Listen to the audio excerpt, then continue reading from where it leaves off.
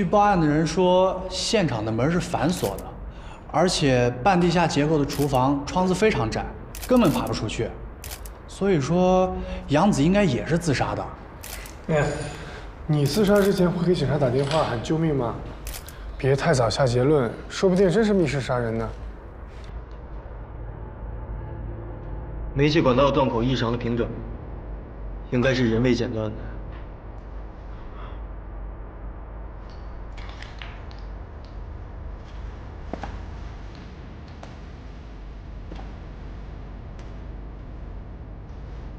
哎，他在干嘛？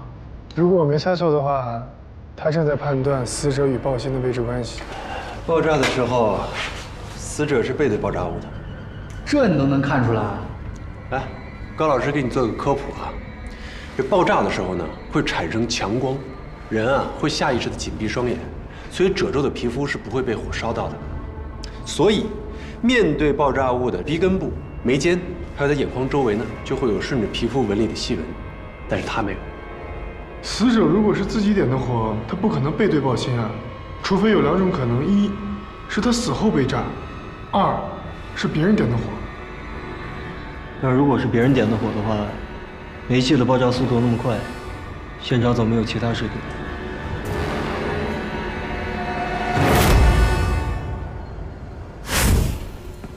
你们昨天真的没有人跟他说过话吗？杨子都被女鬼缠身了，这谁还敢跟他说话？这也太晦气了吧！是啊，现在他不就被女鬼招过去了吗？那你们当中，谁是昨天最后一个见到杨子的？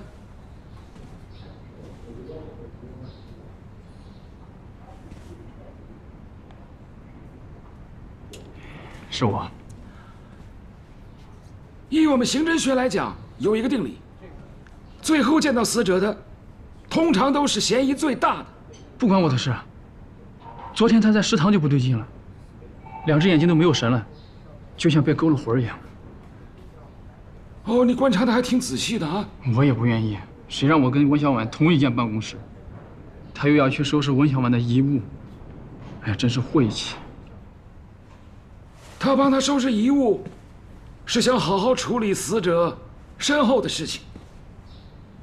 那干嘛要自杀呢？你最后跟他说了什么？我什么都没说，他一进来我马上就出去了。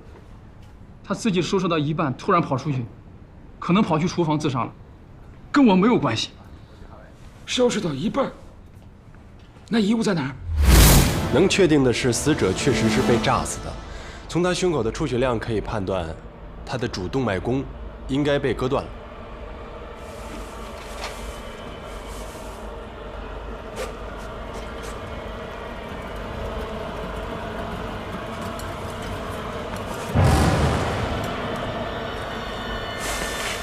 这个才是真正杀死杨子的凶器。哎，他不是被炸死的吗？这也算是被炸死的一种。这个碎片被爆炸力抛出去之后，成了一把锋利的刀，割断了死者心脏上最大的一颗动脉。而且你看这个速度，一定是爆炸所致。还有这个出血量，更能证明杨子是被爆炸所伤。不错啊，背得比我还熟。哎，我第一次看到有人自杀之前还在嚼口香糖。哎，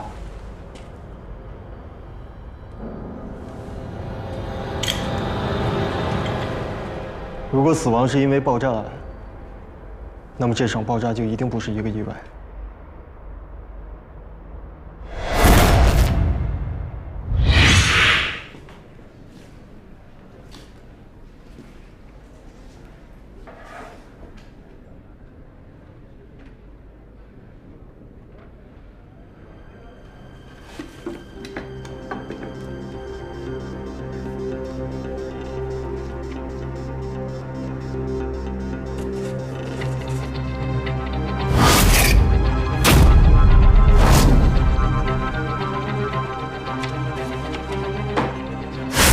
首先，他被打晕，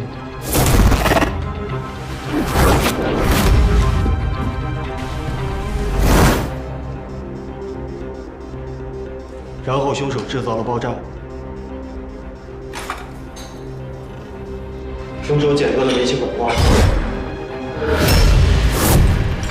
接下来的口香糖粘在了灯泡上。厨房的门是反锁的，窗户又爬不上去。在这个空间里面，唯一的出口就是传菜口。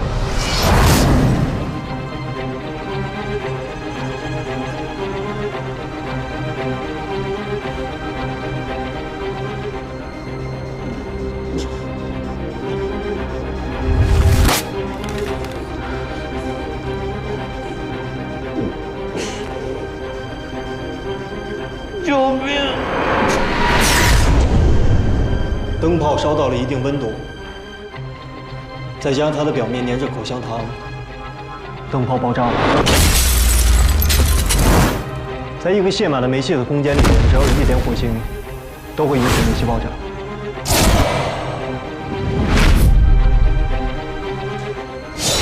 他就是这么死的。口香糖上的 DNA 经过高温灼烧，是不是已经检测不出来了？那肯定检测不出来的。目前我们只能简单的判断凶手的体型偏瘦。以传菜口的斜线对角线为最大参照物来讲，他的臀围应该不超过90公分。那就排查酒店内的所有员工。你为什么会认为是酒店内的员工呢？那你的意思是说，杨子的死跟温小婉和王金来都没有关系，是吗？他们的死因都已经确凿了，你为什么会认为三者的死是有关联的？其实往往越简单的事情越没有那么简单，你越不想发生的事情才最容易发生。小朋友，你要不要回去看个电影？哎，好了好了好了，最后的结果还是要看我的尸检报告。OK。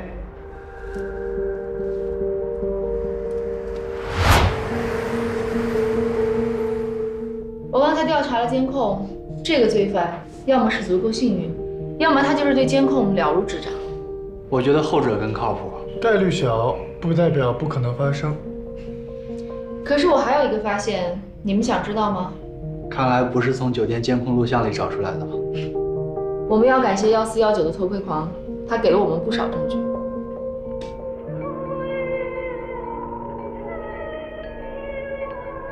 一般偷窥狂都会有连锁爱好，所以我切入他的电脑找到了这个。他把监听器安在了窗户旁边，所以天井里的声音全部收进来了。能从敲击的声音里面判别出敲击的材料吗？我不懂声学材料，但是有人懂。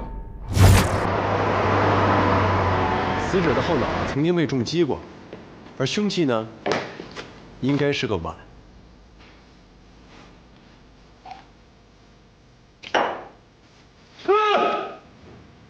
我跟你说，这个距离这碗肯定碎。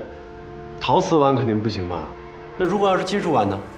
我在死者伤口附近的血液里面找到了很多金属残留，所以有可能是金属碗。我怎么老觉得这个酒店里有人故意逗我们玩啊？死者的帽状结膜大量出血，证明他之前被人拽着头发拖行了一段路程。如果不是复仇，案发现场应该离厨房不远，拖着头发，太费事了吧？还有更奇怪的，死者的眼角膜无缘无故的不见了。眼角膜不见了？要是有人花这么大功夫跟咱们玩啊，我们倒是应该好好的陪他玩玩。好吃吗？随便吃啊。哎呀，我一直觉得你们酒店的员工呢很奇怪，明明又时尚又年轻，怎么会跟我隔壁那个老太婆一样这么迷信呢？我们老板就挺迷信的呀。对对对，你有没有听说我们老板当初建这栋酒店的时候挖出来一个墓啊？那挖到冥器了吗？哎，大叔，这您都知道啊？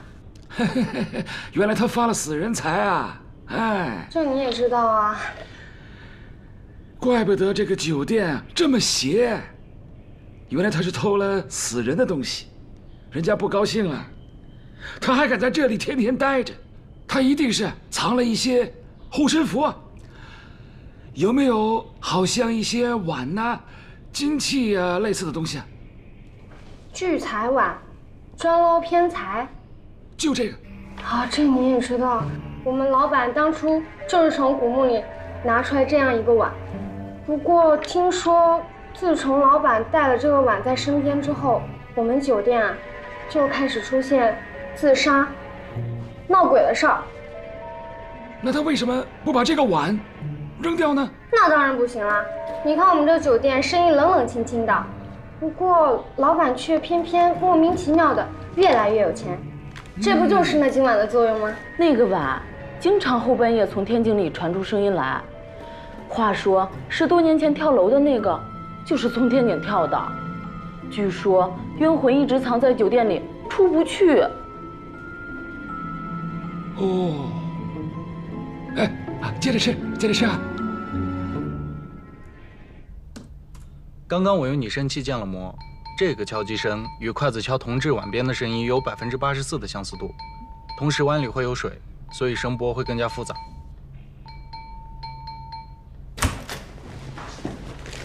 是不是这个？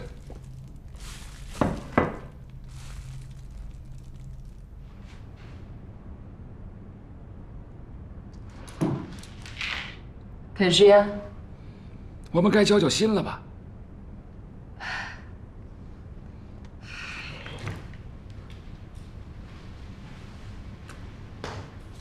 我要判几年啊？那就看你配不配合了。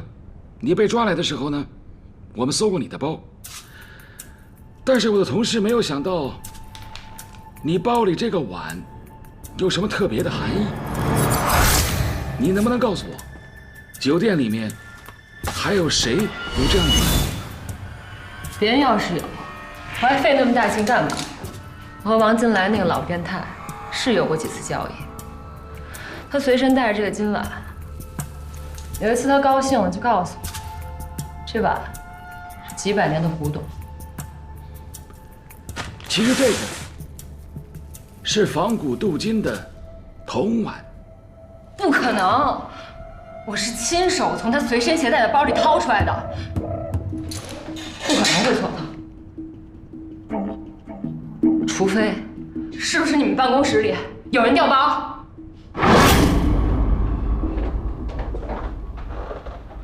奇怪啊，是挺奇怪的啊。回字形的楼，风水中说人在井中就难以出人头地。你对这个还有研究啊？这上面写。哎，你快看，这酒店上上下下的员工都这么迷信，不可能不知道这大凶大煞的风水布局啊。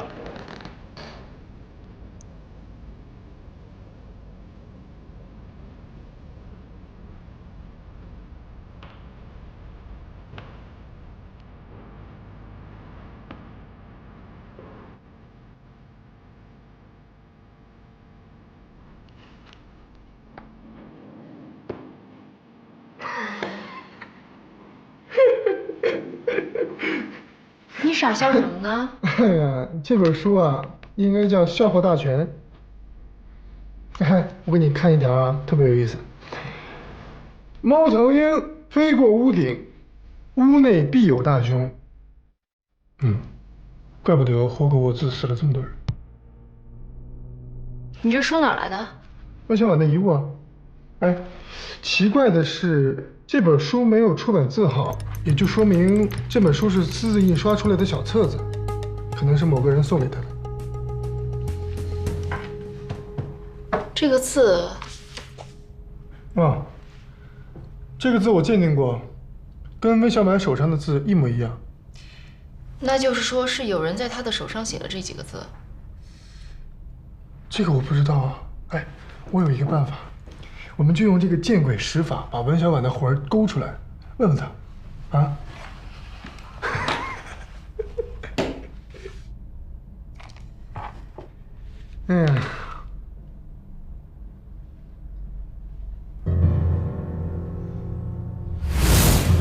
还有更奇怪的，他的眼角膜无缘无故的不见了。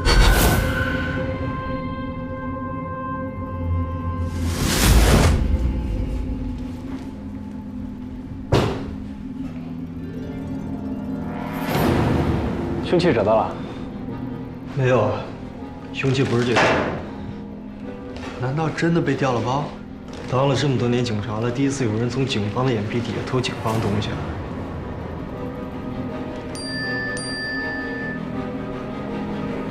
死者有没有被剪掉一撮头发？哎，杨子头发有没有被剪过？他头上的头发被剪过，你怎么知道？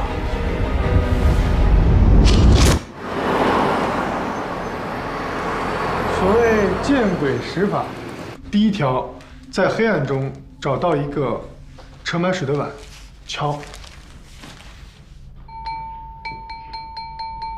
这几天都没有下雨，怎么会有人把烧纸烧到一半又把它浇灭了呢？除非是他一边在烧纸，一边拿着一个盛满水的碗，他在招魂。然后呢？将死人的头发放在枕边。第7条，装上死人的眼角膜。太残忍了。第9条，穿着黑衣服站在一个风水旁边，打着伞。这个大堂经理提过。第10条，终极见鬼法，死亡。所以我觉得，在这个酒店里，有人要见鬼。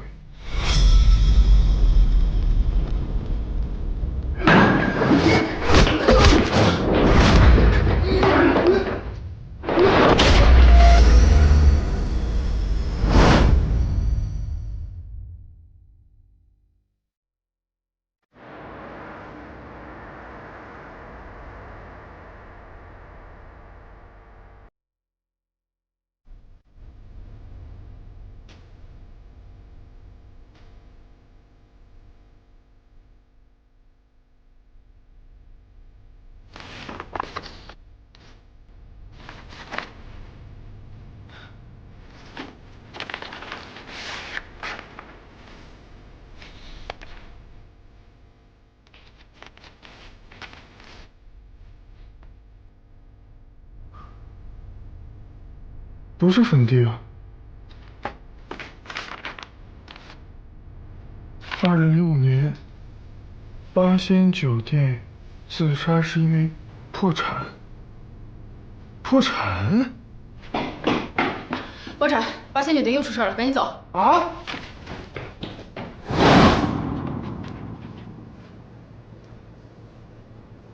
哎，尸体是在收监听设备的时候发现的，是我报的案。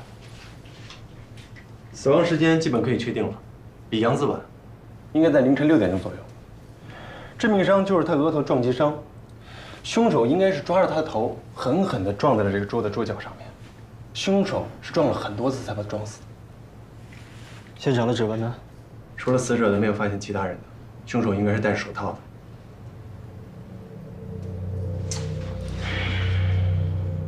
他脖子上这个痕迹，应该是被凶手威胁的时候留下来的。一个非常理智的凶手，为什么不一刀捅死他，要这么大费周章？这种杀人方法是有它特殊意义的。我记得1974年，在美国加州的旅店里，曾经有一名妇女吞吃丝巾而死。为什么呢？就是因为她妇女和她情人约会的时候，脖子上系了一条颜色非常奇怪的丝巾，她就会认为，情人之所以拒绝她，就是因为这条丝巾。悔恨加羞辱感，导致她吞掉丝巾，卡住喉咙，窒息而死。你的意思是说，这个木桌子有特殊的意义？嗯。其实我早就觉得这个旅店奇怪了。徐淼，48岁，离异多年，在1419房住了半年。来 ，Coffee time！ 谢谢。那，你的咖啡。怎么了？今天状态好像不太好啊。这4个死者没有任何的关联，从现场的情况来看，不是专业犯罪。现在没有明确的线索。但至少我们可以肯定，凶手是一个非常迷信的人，因为他有招鬼的行为，而且他能够杀死2个正常的男人，一定不是女的，虽然块头有点小。但是现在我们什么都确定不了啊，没有证据就不可以并案处理。先从死者的人物关系入手看看吧。1419的房门没有被外力破坏的迹象，而死者呢又习惯常年挂着安全栓，就算服务员有房卡也打不开他的门。能让他开门的，一定是他最要好的朋友。我去查一下他通话记录。哎，等等，还有这个，这是我在他枕头底下发现的。